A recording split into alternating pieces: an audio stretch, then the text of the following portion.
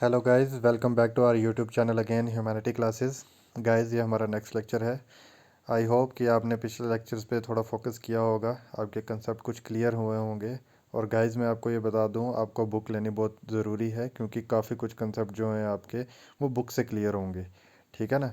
और ये जो वीडियोज़ आ रही हैं आपको, ये जस्ट आपको आपके की कोई चीज़ आपका बेसिक है, मतलब जैसे बेसिक है उसको समझाना है आपको।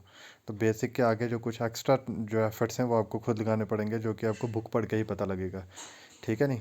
अभी हम ये बेसिक पढ़ रहे हैं। तो गाइज़, आज हम जो शुरू करेंगे अपना जो नया टॉपिक है वो है फ्लूइड्स का। देखो गाइज़, फ्लूइड्स क्या चीज़ है। फ्लूइड्स जब भी बात होगी तो समझ आना लिक्विड और गैसेस की बात कर रहे हैं। ठीक है। अब इसमें बात ये आती है, फ्लूइड चीज़ क्या जो फ्लो कर सकती है, विच कैन फ्लो। ठीक है ना। फ्लूइड वो चीज़ होगी जो फ्लो कर सकती है। फाइन। अब हम देखो ये वाला क्वेश्चन है ना, यहाँ पे लिखा हुआ है जो चीज़ फ्लो कर सके। ठीक है नहीं। अब गाइस, हम आते हैं अपना जो जो फ्लूइड है। हमें पता है कि फ्लूइड क्या करते हैं। फ्लूइड ना, जब भी जिस कंटेनर में हम उसको डालते हैं ना, किसी भी फ्लूइड को, फॉर एग्जांपल लिक्विड की बात करते हैं, हम लिक्विड अगर किसी कंटेनर में डालते हैं तो क्या करता है, लिक्विड प्रेशर लगाता है बॉडीज़ के ऊपर। ठीक है ना। तो वो जो प्रेशर जो है, हमने प्रेशर को मेज़र करना है। ठीक है। प्रेशर क्यों है, क्या चीज़, पहले प्रेशर पहले ये समझते हैं। ठीक है। देखो प्रेशर क्या चीज़ है, ये वाली टर्म प्रेशर क्या चीज़ है। प्रेशर जो है ये है हमारा force acting per unit area. ठीक है। एक यूनिट एरिया पे कितना फोर्स लग रहा है, मतलब अगर मैं मान लूँ कि मान लो, सपोज़ करो अगर मेरे पास ठीक है, ये एक छोटा सा एरिया है। ठीक है। मान लो कि 1 सेंटीमीटर स्क्वायर का एरिया है। ठीक है। 1 सेंटीमीटर स्क्वायर का एरिया है। इसके ऊपर मेरे कितना प्रेशर लग रहा है, सॉरी कितनी फोर्स लग रही है इसके ऊपर। तो ये मेरे को क्या देगा, ये मुझे देगा इस प्रेशर। ठीक है। कितना फोर्स एक यूनिट एरिया पे, यूनिट एरिया कुछ 1 सेंटीमीटर भी हो सकता है 1 mm भी हो सकता, 1 mm स्क्वायर भी हो सकता है, 1 सेंटीमीटर स्क्वायर भी हो सकता है। ठीक है। कुछ भी, मतलब पर यूनिट एरिया में कितना फोर्स लग रहा है, और इस चीज़ को हम बोलेंगे ये है हमारा क्या, प्रेशर है। फाइन। अब ये देखो, ये रिलेशन दिया हुआ, ये लिखा हुआ relation, pressure is equal to force upon area. अब गाइस, हमें पता है फोर्स किस में होती है, न्यूटन में, और एरिया किस में होता है, मीटर स्क्वायर में। तो फोर्स डिवाइडेड बाय एरिया, तो newton divided by metre square. ठीक है।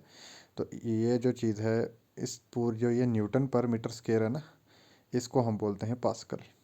ठीक है। जैसे उधर हमने किया था ना, किलोग्राम मीटर पर सेकंड स्क्वायर को हमने लिख दिया था न्यूटन, इसी तरह न्यूटन पर मीटर स्क्वायर को हम क्या लिखते हैं, पास्कल। फाइन। अब गाइस देखो, जो हमारा प्रेशर है, याद रखना प्रेशर जो है ये हमारा स्केलर क्वांटिटी है। कौन सी क्वांटिटी है, स्केलर क्वांटिटी है ये हमारी। फाइन। ठीक है। अब एक और यूनिट होती है गाइस प्रेशर को मेज़र करने के लिए। प्रेशर को हम मेज़र करते हैं एटमॉस्फेयर में भी मेज़र करते हैं। तो 1 एटमॉस्फेयर मेरा किसके इक्वल होगा, ये वैल्यू याद कर लो, ऑब्जेक्टिव पॉइंट ऑफ व्यू से आप पूछ सकते हैं। देखो 1 एटमॉस्फेयर होता है 1.01 इंटू 10⁵ पास्कल। कई बारी 1 इंटू 10⁵ भी आ सकता है, तो वो गड़बड़ नहीं करना, ऑप्शन देख के ही आपको पता चलेगा। और ऑप्शन में 1.01 नहीं हुआ तो 1 ही हुआ सिर्फ, 1 2 2.5 3, तो आप समझ जाना कि 1 वाला ही लगाना है हमें। ठीक है। तो इसलिए 1.01 into 10⁵ pascal, 1 atmosphere is equal to 1.01 into 10⁵ pascal. ठीक है गाइस, पास्कल समझ आ गया ना। पास्कल का मतलब न्यूटन पर मीटर स्क्वायर। अब कोई कई बार क्वेश्चन ऐसे भी आता है, which of the following is the unit of pressure, तो वहाँ पे ऑप्शन ये भी आती है, न्यूटन पर मीटर स्क्वायर, पास्कल, कुछ और भी दे देंगे, न्यूटन मीटर स्क्वायर, कुछ दो गलत, बोथ ए एंड बी। तो आपको ये याद रखना है, न्यूटन पर मीटर स्क्वायर और पास्कल एक ही चीज़ होती है। ठीक है। इसी को न्यू पास्कल बोलते हैं। अब गाइस आ जाओ नीचे, पास्कल्स लॉ। पास्कल तो पढ़ लिया आपने, अब आता है पास्कल्स लॉ। ये ठीक है। पास्कल लॉ क्या क्या कहता है, pressure exerted on the body by a static fluid at any point is transmitted equally. ठीक है। इसका कहने का मतलब क्या है, इसका कहने का मतलब है कि अगर मैंने, देखो ये लिक्विड बनाया हुआ है यहाँ पे, देखो ये भी डायग्राम से आपको समझ आएगा। अगर ये डेफिनेशन को मैं डायग्राम के थ्रू समझा रहा हूँ, एक पानी है। ठीक है। ये वाटर है। ठीक है। ये थोड़ा थोड़ा वाटर लगाया ना, ऐसे ऐसे वाटर लगा हुआ है, और वाटर के अंदर में ये बॉडी रखी हुई है मैंने, ये वाली बॉडी रखी हुई है, समझ लो सर्कुलर बॉडी है कोई। ठीक है। सर्कुलर बॉडी को जो फ्लूइड जो फ्लूइड चारों तरफ से प्रेशर लगा रहा है, देखो ये चारों तरफ से प्रेशर लगा रहा है, कौन लगा रहा है, मैंने मान लो तो पानी में डाला हुआ ये चीज़, ये सर्कुलर बॉडी मैंने पानी के अंदर डाली है, इसको चारों तरफ से प्रेशर लग रहा है, कौन लगा रहा है, पानी प्रेशर लगा रहा है। यह जो पानी जो प्रेशर लगेगा ना, ठीक है, ये बॉडी के ऊपर इक्वली डिस्ट्रीब्यूट होगा, ठीक है, हर जगह से बराबर रहेगा। यार यहाँ से पी है और इधर से पी है तो इधर से भी पी रहेगा, इधर से भी पी, इधर से भी पी, इधर से, मतलब इस सभी का जो मैग्नीट्यूड है सेम रहेगा। पर यह बात किसकी कर रहा है, स्टैटिक फ्लूइड की। स्टैटिक फ्लूइड मतलब अगर ऐसे कोई चीज़ पड़ी है, ठीक है, ये मान लो, तो उसके अंदर ऑब्जेक्ट है, उसमें पानी भरा है, तो स्टैटिक फ्लूइड है, ठीक है ना। तो स्टैटिक फ्लूइड की बात हो रही है, ठीक है, रुका हुआ रेस्ट में जो है। क्योंकि डायनामिक फ्लूइड जो होगा, डायनामिक फ्लूइड का मतलब आ गया जब फ्लूइड बह रहा है, तो बह रहा है तो किसी जगह प्रेशर ज़्यादा भी हो सकता है, किसी जगह कम भी हो सकता है। पर ये बात हो रही है स्टैटिक फ्लूइड की। रुके हुए फ्लूइड में अगर हम कोई चीज़ बॉडी ऑब्जेक्ट डालते हैं तो वो ऑब्जेक्ट के ऊपर जो वाटर प्रेशर लगाएगा वो चारों तरफ से इक्वल रहेगा। फाइन, ठीक है गाइस। अब हम आते हैं नीचे क्या, डेंसिटी के ऊपर। डेंसिटी पता होना चाहिए। डेंसिटी गाइस मतलब होता है कि कोई चीज़, ठीक है, कितना उस कोई चीज़ है हमारे पास, उसका जो कितना मास है कि यूनिट वॉल्यूम के अंदर आ जाए। मान लो, ऐसे समझो थोड़ा सा, मान लो कि यह मेरे पास एक कंटेनर है, ठीक है, इस कंटेनर में मैंने क्या करना है, कोई लिक्विड डाला हुआ है, ठीक है, ये इसका जो वॉल्यूम है ना, वॉल्यूम इसके मतलब इसकी कैपेसिटी जो है, वॉल्यूम मतलब कैपेसिटी, कैपेसिटी इसकी मान लो 2 मीटर क्यूब है, 2 मीटर क्यूब है। वॉल्यूम को मीटर क्यूब में मेज़र करते हैं ना। अब मुझे बताना है कि जो इसमें मैंने लिक्विड डाला हुआ है उस लिक्विड का मास कितना है, मास कितना है, ठीक है। वो जो मास होगा ना, मान लो उसका मास है 3 kg, 3 kg mass divided by ये 2 मीटर क्यूब इसका वॉल्यूम, ठीक है। इनको डिवाइड करके कितना आ जाएगा, 1.5 किलोग्राम पर मीटर क्यूब, है ना। तो कहने का मतलब है कि एक यूनिट वॉल्यूम में हम कितना मास कैरी कर पाते हैं उसको हम बोलते हैं डेंसिटी, ठीक है। डेंसिटी इतना समझ जाना, किसी चीज़ का मास और उसका वॉल्यूम कितना है, उसको उन दोनों को डिवाइड कर दो तो आपके पास आ जाएगा मास पर यूनिट वॉल्यूम। और इसकी जो यूनिट होती है ये होती है केजी पर मीटर क्यूब। देखो मास को केजी में मेजर करते हैं, वॉल्यूम को मीटर क्यूब में करते हैं, तो केजी पर मीटर क्यूब। अब गाइस आगे आ जाओ। अब आ गया हमारे पास इंपॉर्टेंट कंसेप्ट ब्योएंसी। ये ब्योएंसी क्या होती है, ठीक है। देखो गाइस, आपने अक्सर नोटिस किया होगा जब भी कभी हम, जैसे हमारे पास घर में कोई टब है उसमें हमने पानी डाला हुआ है, जब उसमें हम मग फेंकते हैं, ठीक है, तो मग ऊपर तैर रहा होता है ना। जब हम उसको नीचे की तरफ प्रेस करते हैं तब भी मग ऊपर की तरफ आता है, थोड़ा सा देखते हो ना, प्रेशर लगता है नीचे से ऊपर की तरफ आता है। वो जो पानी किसी ऑब्जेक्ट के ऊपर अपवर्ड फोर्स लगाए, मान लो जैसे ये मेरे पास अब कंटेनर है, ठीक है, तो इस कंटेनर में, वेट, मान लो ये मेरे पास कंटेनर है, ठीक है, इस कंटेनर में पानी है, इस कंटेनर में मैंने क्या किया, एक ऑब्जेक्ट डाला और ऑब्जेक्ट को नीचे की इधर ऊपर की तरफ फोर्स लगा रहा है पानी, और ये क्या कर रहा है, उसमें तैर रहा है, ठीक है।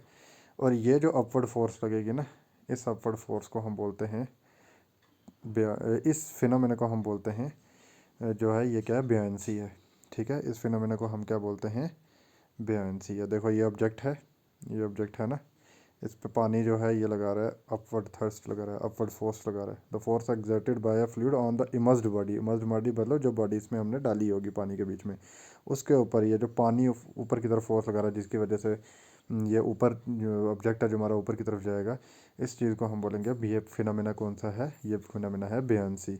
और जो फोर्स लग रही है, ये वाली फोर्स लग रही है ना, जो पानी लगा रहा है, इसको बोलते हैं थ्रस्ट बोलते हैं। क्या बोलते हैं इसको, थ्रस्ट बोलते हैं। कौन लगा रहा है, पानी। थ्रस्ट मतलब upward force exerted by the fluid on the body which is immersed in it, ठीक है। तो ये आ गया हम भाई हमारा कंसेप्ट किसका, ब्योएंसी का, ठीक है गाइज। अब हम आगे चलते हैं। अब देखो गाइज यहाँ पे अब आता है हमारा एक इम्पॉर्टेंट प्रिंसिपल है, पूछ सकते हैं आपको, आपको क्वेश्चन ये इस वाली साइड से आएगा। मैं बता देता हूँ आपको कहाँ से आने वाला है। आने क्या वाला है, प्रेडिक्ट तो नहीं कर सकते पर मतलब इंपॉर्टेंट लग रहा था मुझे तो मैंने ऐड अप कर दिया इसको। देखो पहले हम कंसेप्ट समझते हैं। देखो क्या आर्किमिडीज प्रिंसिपल है। आर्किमिडीज प्रिंसिपल बोलता है whenever a body is immersed in a liquid, whenever a body is immersed in a liquid then there is a loss in its weight. देखो जब भी हम देखो पानी में हमें चीज़ हल्की लगती है ना, वो बोलता है जब भी हम किसी बॉडी को पानी में डालते हैं तो उसका वेट क्या लगता है, हमें कम लगता है। ठीक है, अब वो वेट कम होकर जाता है, वो वेट कौन सा है जो कम हो रहा है, वो वेट कौन सा है। ठीक है, दिस लॉस इन वेट, अब वही जो वेट का जो लॉस हुआ ना, ठीक है ना। जैसे आप मान लो, जैसे अब जैसे कोई बकेट है, बकेट ठीक है ना, उसमें हम ऐसे अगर भर के जब भरी होती है उसको उठाते तो हमें भारी लगती है। पर वही बकेट अगर हम पानी के बीच में है तो हम इजीली उसको खींच लेते हैं, हमें थोड़ी हल्की लगती है बकेट। वो जो बकेट का वेट है वो गया कहाँ, वो किसके इक्वल है। देखो जो वेट उसमें हमें हल्का लग रहा है, इसका मतलब वेट लॉस हुआ। वो जो वेट लॉस हुआ, दिस लॉस इन वेट किसके इक्वल होगा, वो होगा गाइस आपका weight of the liquid displace by the body. ये चीज़ समझना, सॉरी, ये चीज़ समझना इसको। ठीक है, कहने का मतलब है, अब फिर से समझते हैं। देखो एक बॉडी है, मैंने उसको पानी में डाला, पानी में मुझे हल्की लगने लगी, इसका मतलब उसका वेट लॉस हुआ। वो जो वेट लॉस हुआ वो किसके इक्वल आएगा, weight of the liquid displace by the body. जब ये चीज़ क्या है, वो किसके इक्वल है। देखो जब हम पानी के बीच में कोई चीज़ डालते हैं तो आपको लगता है ना थोड़ा सा पानी ऊपर की तरफ आया है ना। जैसे कई बार आपका मग भरा होता है तो मग के बीच में आप हाथ डालते हो तो पानी बाहर की तरफ गिरता है, तो मतलब पानी पहले मग के अंदर था अब बाहर गिर रहा है, मतलब पानी डिस्प्लेस हुआ। पानी डिस्प्लेस हुआ ना, और कितना पानी डिस्प्लेस हुआ उसका अगर हम वेट करें, वो जो वेट होगा ना वो किसके इक्वल होगा, वो जो बॉडी हमने लिक्विड में डाली थी उसका जो वेट लॉस हुआ था उसके इक्वल होगा। लगी बात समझ। कहने का मतलब है वेट लॉस जो होगा ना जब बॉडी हम पानी के बीच में डालेंगे, वो किसके इक्वल होगा, जितना पानी हमारा डिस्प्लेस होगा ना वहाँ से बाहर आएगा उस पानी के वेट के इक्वल। ठीक है, लगी बात समझ। अब हम शुरू करते हैं सरफेस टेंशन का कंसेप्ट क्या है, सरफेस टेंशन क्या होती है। देखो गाइज ये भी है, वैसे ये 11th क्लास का कंसेप्ट है, ये पूरा जो ये चैप्टर है ना, ये मैकेनिक्स ऑफ फ्लूइड्स, ये 11th क्लास में है आपको। तो सरफेस टेंशन है, सरफेस टेंशन को आप ऐसे समझो, सरफेस टेंशन क्या चीज़ है। सरफेस टेंशन है भाई हमारी the force acting on a unit length on the surface of the liquid. ये इसका क्या मतलब है कि कितना फोर्स पर यूनिट लेंथ, एक यूनिट लेंथ मान लो ना, ये सरफेस है, ये उसकी यूनिट लेंथ पे कितना फोर्स लग रहा है उसको हम बोलते हैं कि ये क्या है, सरफेस टेंशन। बेसिकली ये फिनोमेना क्या है कि आपने देखा होगा कि कभी जब हम पानी होता ना तो पानी के ऊपर हम कई बार हल्का सा एक पतली सी पिन फेंकेंगे ना तो पिन उसके ऊपर तैर रही होगी। ठीक है ना, वो कैसे तैर रही है, एक्चुअल में क्या होता है, यहाँ देखो जो हमारा लिक्विड का सरफेस होता है ना, देखो अगर गिलास में हम पानी डालेंगे तो ऊपर से देखेंगे तो हमें ऐसे सर्कुलर ही लगेगा ना। तो सर्कुलर रहेगा तो क्या करेगा ये, जो इसका अपर एरिया होगा ना, जो ऊपर ऊपर की सतह होगी जो हवा के साथ जिसका कांटेक्ट होगा, वो जो सरफेस एरिया होगा वो क्या करेगा, श्रिंक करने की कोशिश करेगा, उसका सरफेस एरिया कम होने की वजह से कम करने की कोशिश करेगा। ठीक है, वो जो श्रिंक होने की वजह से है ना, ठीक है ना, इसमें जो जो फोर्स हम मेज़र करेंगे जो कि per unit length on the surface of the liquid जो उस समय लग रही होगी उसको हम बोलते हैं ये क्या है, सरफेस टेंशन। सरफेस टेंशन और देखो जैसे इसका चलो पहले ये से समझते हैं। देखो सरफेस टेंशन, अब पहले इसका फार्मूला कर लो। सरफेस टेंशन क्या है, ये हमारा फोर्स अपॉन, देखो अभी हमने पूरा force acting on a unit length on the surface of the liquid, एक लिक्विड के यूनिट सरफेस पे जो यूनिट लेंथ है उस पर कितना फोर्स लग रहा है उसको हम सरफेस टेंशन बोलेंगे। तो देखो फोर्स पर यूनिट लेंथ, ठीक है, फोर्स पर यूनिट लेंथ। अब फोर्स को किस में मेज़र करते हैं हम, फोर्स को करते हैं भाई न्यूटन में, लेंथ को करते हैं मीटर में, इसलिए यूनिट क्या आ गई, न्यूटन पर मीटर। बात लगी समझ। एक बार फिर से मैं सरफेस ये सरफेस टेंशन क्लियर कर देता हूँ। सरफेस टेंशन का मतलब है जो इसका जब भी कोई लिक्विड हमारा ठीक है एयर के कांटेक्ट में है ना, जब हम किसी कंटेनर में डालते हैं तो एयर के कांटेक्ट में होता है तो उसका जो टॉप मोस्ट सरफेस एरिया होता है ना वो श्रिंक करने की कोशिश करता है, तो उसमें एक टेंशन क्रिएट होती है। वो जो टेंशन क्रिएट होती है ना उसको बोलते हैं हम सरफेस टेंशन। सरफेस टेंशन को मेज़र कैसे करते हैं, जो फोर्स होती है, वो जो फोर्स पर यूनिट लेंथ पे लग रही होती है ना उस सरफेस एरिया के ऊपर, उसमें उसको हम बोलते हैं कि ये इसका फार्मूला है S = F/L। ठीक है, अब गाइज यहाँ पे एक चीज़ आपने याद रखनी है, एक नोट है, जब टेम्परेचर इंक्रीज़ करेगा ना तो सरफेस टेंशन डिक्रीज़ करेगी, मतलब टेम्परेचर इंक्रीज़ तो सरफेस टेंशन डिक्रीज़ करेगी। सरफेस जैसे जैसे टेम्परेचर बढ़ता जाएगा तो सरफेस टेंशन हमारी कम होती जाएगी। क्वेश्चन आपको सरफेस टेंशन का डायरेक्ट नहीं आ सकता, कर हमेशा मैंने अभी तक जितने भी किसी पेपर में क्वेश्चन देखे हैं वो या तो उसकी यूनिट पूछते हैं, क्योंकि बच्चे या फिर न्यूटन पर मीटर स्क्वायर ही लगा आते हैं क्योंकि वो प्रेशर वाला फार्मूला लगाते हैं न्यूटन पर मीटर स्क्वायर पर क्वेश्चन, या फिर यहाँ से आता है। तो आपने कोशिश करना न्यूटन पर मीटर स्क्वायर नहीं लगाना भाई। सरफेस टेंशन क्या है, न्यूटन पर मीटर। और इसमें ये याद रखना है कि टेम्परेचर बढ़ने से सरफेस टेंशन कम होती है। फाइन। अब गाइस हम आते हैं यहाँ पे, अपना एक नोट लिखा हुआ है मैंने। नोट जो है वो है कोहेसिव फोर्स और एडहेसिव फोर्सेस का। देखो कोहेसिव फोर्सेस क्या है, ये वाली कोहेसिव फोर्सेस होते हैं, देखो एक ही टाइप के मॉलिक्यूल्स में जो फोर्स होती है ना, उनको हम कोहेसिव फोर्स बोलते हैं। फॉर एग्जांपल हो गया, जैसे आप समझो जैसे मिल्क है, तो मिल्क के अपने ही पार्टिकल में जो फोर्स होगा ना, उसको हम कोहेसिव फोर्स बोलेंगे। ठीक है। अब और एग्जांपल ले लो, जैसे हनी है, हनी के अपने पार्टिकल्स के बीच में जो अपनी फोर्स होगी ना, अपने मॉलिक्यूल्स के बीच में फोर्स होगी, उसको हम क्या बोलेंगे, कोहेसिव फोर्स बोलेंगे। ऐसे कोई भी ऑब्जेक्ट हो सकता है, ज़रूरी नहीं है खाने पीने की चीज़ें, कोई भी ऑब्जेक्ट हो सकता है। ठीक है। और उसके अपने पार्टिकल के बीच में जो फोर्स ऑफ अट्रैक्शन होगा, याद रखना फोर्स ऑफ अट्रैक्शन है, वो जो होगी वो हमारी कोहेसिव फोर्स होगी। अब आता है मेरी एडहेसिव फोर्स। एडहेसिव फोर्स क्या होती है, जो दो डिफरेंट काइंड ऑफ मॉलिक्यूल्स के बीच में फोर्स होगी। फॉर एग्जांपल आपने नोटिस किया होगा, जब भी आप बाज़ार से जो ट्रांसपेरेंट टेप ला के रहते हो, उसके ऊपर लिखा होता है एडहेसिव टेप। एडहेसिव टेप कैसे, देखो टेप के मॉलिक्यूल्स, जो उसमें गम लगा होता है ना चिपकने वाला, टेप के मॉलिक्यूल्स को हम जब हम किसी बुक के मतलब जैसे पेज फटा हुआ तो पेज के ऊपर लगाते हैं ना, तो कांटेक्ट किसका हो रहा है, जो टेप वाला पोर्शन था उसका कांटेक्ट, और जो हमारा फटा हुआ पेज था उसका कांटेक्ट। तो दोनों मॉलिक्यूल अलग हो गए ना। देखो पेज के अलग मॉलिक्यूल हो गए, टेप के मॉलिक्यूल अलग गए, और वो दोनों एक दूसरे के साथ चिपक गए तो मतलब इसका मतलब एक दूसरे को अट्रैक्ट कर रहे थे, इसलिए the force of attraction between different kind of molecules is called as adhesive force. ठीक है। एग्जांपल्स और भी हैं, जैसे फेविकोल और लकड़ी जोड़ते हैं, तो लकड़ी के अपने मॉलिक्यूल्स हैं, फेविकोल के अपने मॉलिक्यूल्स हैं, तो अब दोनों अलग अलग मॉलिक्यूल्स हैं, पर वो दोनों एक दूसरे को अट्रैक्ट करके जुड़ गए। इट मीन्स उनको हम बोलेंगे ये एडिसिव फोर्सेज है, क्योंकि ये दोनों अलग अलग मॉलिक्यूल्स के बीच में हो रहे हैं। अब गाइस आता है एक कंसेप्ट, आपको देखा होगा बुक में आपने दिया होगा, कैपिलैरिटी। कैपिलैरिटी क्या होती है, कैपिलरी राइज और fall of liquid in A capillary tube. तो आपने देखा होगा कि जब हम एक पतली सी ट्यूब होती है ना, जब उसमें हम ऐसे भरा होता है पानी, एक्चुअल में पानी यहाँ तक भरा तो थोड़ा सा हमें राइज ऊपर की तरफ लगता है, वो जो ऊपर की तरफ हमारा पानी जाता है ना, उसको हम बोलते हैं, इस फिनोमेना को बोलते हैं हम, ये क्या हो रही है, कैपिलैरिटी है ये हमारी। ठीक है।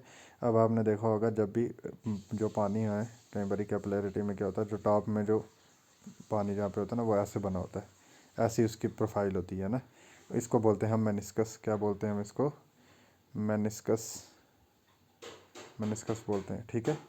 और मोस्टली आपने देखा होगा ऐसे वाला बनता, ऐसे वाली प्रोफाइल बनती है। ये बात हो रही है छोटी ट्यूब की, याद रखना छोटी ट्यूब के बीच है। आपने नोटिस किया होगा टेस्ट ट्यूब से बीच में देखना, जब आप ऐसे भरते हो ना पानी, बेसिकली पानी यहाँ तक होना चाहिए, तो पानी आपको थोड़ा ऊंचा लगता है ऐसे। तो इस तरह का देखो, ये आ गया आपका नॉर्मल कंडीशंस में। पर मरकरी के केस में ऐसे उल्टा बनता है, और मरकरी को किसी ट्यूब के बीच में अगर आप डालोगे ना, तो ये ऐसे बनेगा। ठीक है। मरकरी इस केस में नीचे की तरफ बनता है मेनिस्कस, इसके इस केस में ऊपर की तरफ बनता है मेनिस्कस। ठीक है। तो मरकरी के केस में मेनिस्कस ऐसे उल्टा होगा। ठीक है। अब गाइस हम आ जाते हैं अपना, ये छोटा सा कंसेप्ट था, अब आगे आ जाते हैं हम अपना। देखो विस्कोसिटी क्या होती है। ठीक है। विस्कोसिटी क्या चीज़ है, अब आपने विस्कोसिटी पढ़नी है। ठीक है गाइस, विस्कोसिटी क्या चीज़ है, opposition of relative motion between the adjacent layer of the liquid। देखो देखो जब हमारा लिक्विड फ्लो करता है ना, कभी भी हमारा लिक्विड फ्लो करता है तो उसकी कुछ लेयर्स होती हैं। ठीक है। ऐसे कुछ लेयर्स होती हैं, वो लेयर्स आपस में एक दूसरे को ना अपोजिट फोर्स लगाती हैं। ठीक है। ऐसे अपोजिट फोर्स लगाती हैं एक दूसरे को। ठीक है। इन अपोजिट फोर्सेस जो हैं, जो लिक्विड के अपनी लेयर्स के बीच में जो लग रहा है, इस चीज़ को हम बोलते हैं, ये क्या है, उसकी विस्कोसिटी है। ठीक है। आपने नोटिस किया होगा जब भी हम कभी फ्लोर पे पानी फेंकते हैं, तो पानी कभी ऐसे नहीं जाता है, अगर ऐसे है ना तो ऐसे फ्लो नहीं करता है आगे की तरफ, है ना, ऐसे आगे की तरफ फ्लो नहीं करता है। पानी हमेशा हमारा कैसे फ्लो करता है, अगर अगर हमने ऐसे पानी फेंका तो आगे जाके पानी हमारा ऐसे हो जाएगा, है ना, ऐसे जाएगा, इर्रेगुलर रहेगा, या फिर ऐसे हो जाएगा, ऐसे आगे जाएगा, है ना, कभी सीधा नहीं जाता है। ये किसकी वजह से होता है, ये विस्कोसिटी की वजह से होता है। बेसिक अब कहीं ऑब्जेक्शन तो ऐसा भी हो सकता है कि भाई इसमें अपोजिट फ्लोर है तो फ्लोर का भी अपोजिट फोर्स लग रहा है, वो तो चलो अलग चीज़ है, पर पानी की अपनी लेयर के बीच में जो जो पानी की जो अपनी लेयर्स होती हैं ना, जैसे अपनी लेयर्स के बीच में जो ये ऐसे अपोजिट फोर्सेस लगती हैं ना, उनको बोलते हैं हम, ये क्या है, viscosity, opposition of relative motion between the adjacent layer of the liquid. ठीक है। अब गाइस यहाँ तक फ्लूइड जो था यहाँ तक हमने ख़त्म कर दिया, ये आपके बुक में भी दिया है और बहुत सारे एक्स्ट्रा छोटे छोटे पॉइंट्स दिए हैं। अब उतने सारे पॉइंट्स बुक के कवर कराने मुश्किल हैं। ये जो बेसिक बेसिक डेफिनेशंस थी जो मुझे लगा इंपॉर्टेंट है आपको आ सकती हैं, मैंने वो इसमें कवर किया है। ठीक है, अब आपने बुक से पढ़ना है थोड़ा, ऐसा नहीं है कि बुक से नहीं पढ़ना है, बुक को भी फॉलो करना है। आपने कोई भी बुक फॉलो कर सकते हो, तरुण गोयल, अरिहंत, अरिहंत की एक बड़ी बुक भी आती है, मोटी वाली बुक भी आती है, वो भी पढ़ सकते हो। ल्यूसेंट पढ़ सकते हो आप, और other science N C R Ts पढ़ सकते हो आप। सेवन्थ क्लास की बुक्स में से पेपर आता है, सेवन्थ क्लास की बुक में से जैसे जाइलम फ्लूम का कंसेप्ट सबसे पहले आप देखो किसी बुक में है तो वो सेवन्थ क्लास की बुक में है। ठीक है ना, ये वो अब चलो बायो का पार्ट आएगा उसमें देखेंगे, पर ये सारे कंसेप्ट जो हैं सिक्स क्लास से शुरू होते हैं, six seventh eighth nine tenth eleven twelfth. ठीक है ना, ये वहाँ से सारे छोटे छोटे कंसेप्ट शुरू होते हैं। तो आप कोई भी बुक फॉलो कर सकते हो, ऐसा नहीं है, पर बुक पढ़नी ज़रूरी है आपको। फाइन। अभी हम मेरे को लगा कि एक छोटा सा हीट जो है वो ज़्यादा नहीं पढ़ना है आपको, हीट में से ज़्यादा क्वेश्चन नहीं आता है आपको पेपर में, मोस्टली मैंने देखा है, पर जितने में से पूछ सकते हैं जो मुझे लग रहा है कि इंपॉर्टेंट था वो मैंने ऐडअप किया है इसमें। हीट का कंसेप्ट वो है क्या, हीट आपको पता ही है। ठीक है ना, हीट भी क्या है, हमारी एक फॉर्म ऑफ एनर्जी है। ठीक है, heat is a form of energy, क्योंकि हमें बताया था एनर्जी जो है can neither be created nor be destroyed but can be transform from one form to another. ठीक है ना, और हमने ये भी पढ़ा था E is equal to m c square, ये भी पढ़ा था ना, E is equal to m c. तो एनर्जी जो है जितना ज़्यादा मास होगा किसी चीज़ में, अगर वो हम लाइट की वेलोसिटी से भगाएंगे तो एनर्जी में कन्वर्ट होगा। ठीक है ना, कंज्यूम होता जाता है ये। तो इस तरह से आपका फॉर्म ऑफ एनर्जी जो है, हीट जो है वो भी एक फॉर्म ऑफ एनर्जी है। ठीक है, a flow from hot to cold body. ठीक है, आपको याद रखना है फॉर्म ऑफ एनर्जी है ना, तो ये फ्लो कहाँ से करती है, from hotter to colder body, हमेशा गर्म से ठंडी चीज़ पे जाएगी। ठीक है, देखो अगर कोई भी गर्म चीज़ हम ठंडी चीज़ के पास रखते हैं तो गर्म ठंडी से गर्म नहीं होती, गर्म से गर्म जो है मतलब हीट जो है वो गर्म से ठंडी की तरफ जाता है। अपने एक एग्जांपल ले लो, जब आपके हाथ ठंडे होते हैं तो बॉटल में रखते हो, बॉटल सेकते हो ना आप, पानी की बॉटल, गर्म पानी की बॉटल, तो आपके क्या होते हैं, हाथ गर्म हो जाते हैं। इसका मतलब हीट कहाँ से ट्रांसफ़र हो रही है, गर्म पानी की बॉटल से आपके हाथों में ट्रांसफ़र हो रही है।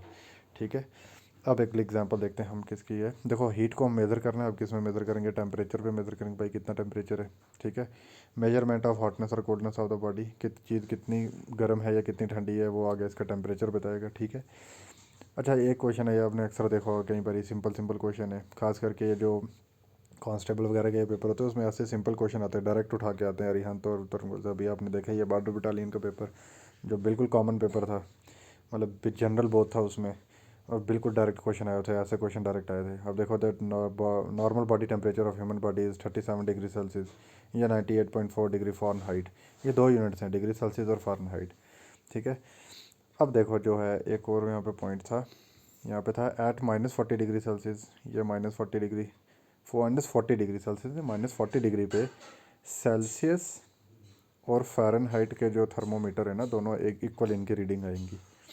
ठीक है, आपने बस इतना याद रखना, -40 डिग्री पे सेल्सियस और फ़ारेनहाइट जो थर्मोमीटर है उनकी रीडिंग्स क्या होती हैं, वो आपस में इक्वल रहती हैं, इक्वल रीड्स सेम, ये दोनों सेम रीड करते हैं। ठीक है, अब बात आती है हमारा ये वाला, देखो ये है कन्वर्जन। देखो अगर कन्वर्ट करना हो डिग्री सेल्सियस से फ़ारेनहाइट में, ठीक है, तो आपको पता फ़ारेनहाइट की वैल्यू दे दी जाएगी, आपको बोलेगा कि डिग्री सेल्सियस में निकालो, तो आपने इतना फार्मूला फॉलो करना है। ठीक है, अगर आपको बोला जाए कि फ़ारेनहाइट और केल्विन में निकालो तो आपने फिर ये वाला इतना फार्मूला फॉलो करना है। ठीक है, तो अगर आपको पूछा जाए कि डिग्री सेल्सियस और केल्विन में निकालना है तो आपको ये वाला फार्मूला, ये दोनों को फॉलो करना है। ठीक है ना, अब वो क्या बोलता है, C/5 यानी Celsius upon 5 is equal to F-32/9। ठीक है, अगर आपको चीज़ दे दी है फ़ारेनहाइट में, आपको दे दिया मान लो 90 डिग्री फ़ारेनहाइट दे दी है, तो आपको बोला डिग्री सेल्सियस में करो, आप यहाँ पे क्या करोगे, 90 वैल्यू पुट करोगे, 90 में से 32 माइनस करोगे, डिवाइडेड बाय 9 करोगे, आपके पास कुछ वैल्यू आएगी, इस 5 को उधर लेके जाके मल्टीप्लाई करोगे तो आपकी डिग्री सेल्सियस में वैल्यू आ जाएगी। इसी तरह आप केल्विन में भी कर सकते हो और केल्विन को डिग्री सेल्सियस में भी कर सकते हो। अच्छा, अब ये भी एक डायरेक्ट क्वेश्चन है, ये भी पेपर में पूछा जा सकता है। ट्रिपल पॉइंट क्या होता है, ट्रिपल पॉइंट बोलते ये वो जो होता है कि हमारे जो स्टेट्स ऑफ मैटर है ना, हमारी कितनी स्टेट्स ऑफ मैटर हैं, देखो ऐसे सॉलिड, लिक्विड करते हैं ना हम, सॉलिड, लिक्विड और गैसेस। ठीक है, सॉलिड, लिक्विड एंड गैसेस होती हैं, ये तीन कॉमनली यही हैं। ठीक है ना, अभी अभी आइंस्टाइन कंडेंसेट उसको छोड़ दो, इतना डीप मत जाओ। अभी देखो ये 3 स्टेट्स ऑफ मैटर की बात कर रहा है, कौन सी, सॉलिड, लिक्विड और गैसेस। जब तीनों एक साथ एग्जिस्ट करें, को एग्जिस्ट करने का मतलब होता है एक साथ एग्जिस्ट करें, उस पॉइंट को हम बोलते हैं, ये क्या हमारा ट्रिपल पॉइंट है। और याद रखना वाटर का जो ट्रिपल पॉइंट है ना, वो 273 डिग्री केल्विन है। देख रहे हो ना, यहाँ पे 273 डाला है, तो वाटर का जो है 273 डिग्री केल्विन है। ठीक है। और नॉर्मली पूछा जाए कि जो हम टेम्परेचर किस में मेज़र करते हैं मोस्टली, तो आपने लिखना है केल्विन में। किस में मेज़र करते हैं हम? केल्विन। डिग्री सेल्सियस फ़ारेनहाइट ये बड़ी यूनिट है, या आगे ऊपर बड़ी यूनिट है, ठीक है ना। आपको बताना है अगर बोले the temperature are usually measured in Kelvin, याद रखना केल्विन में। ठीक है। अब गाइस हम आगे आ जाते हैं, एक लास्ट है हमारा आज का, ये है आपका जी।